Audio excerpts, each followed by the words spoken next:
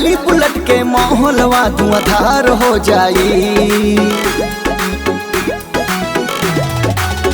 काफिला चली बुलेट के माहौलवा धुआंधार हो जाई। कृपा करी है बाबा राही बेड़ा पार हो जाई।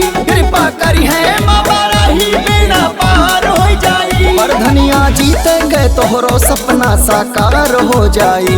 कृपा करी है बाबा राही बेड़ा पार हो जाई। कृपा करी है बाबा राही बेड़ा पार हो जाई।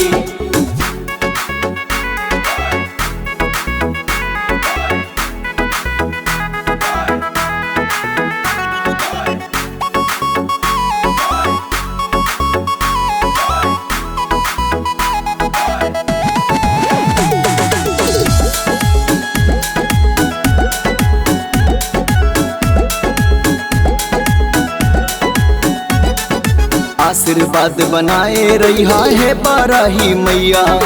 अब की प्रधानी के चुनौआ जीत के आवे भैया।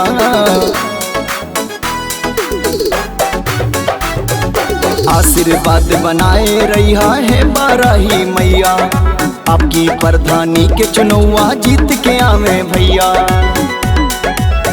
मिली जनता का समर्थन पूरा हाहाकार हो जाई। मिली जनता का समर्थन पूरा हाहाकार हो जाई। कृपा करी है बाबा राही बेड़ा पार हो जाई। कृपा करी है बाबा राही बेड़ा पार हो जाई।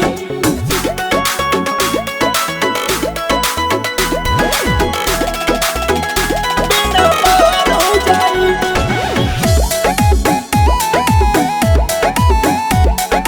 उतरा है मैदान में काका तोहरे घर के लड़का।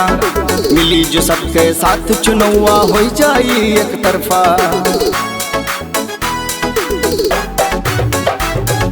उतरा है मैदान में काका तोहरे घर के लड़का। मिली जो सबके साथ चुनौआ हो जाई एक तरफा। बादल और कुलदीप के अब की जय जयकार हो जाई। बादल और कुलदीप के अब की जय जयकार हो जाई। कृपा करी है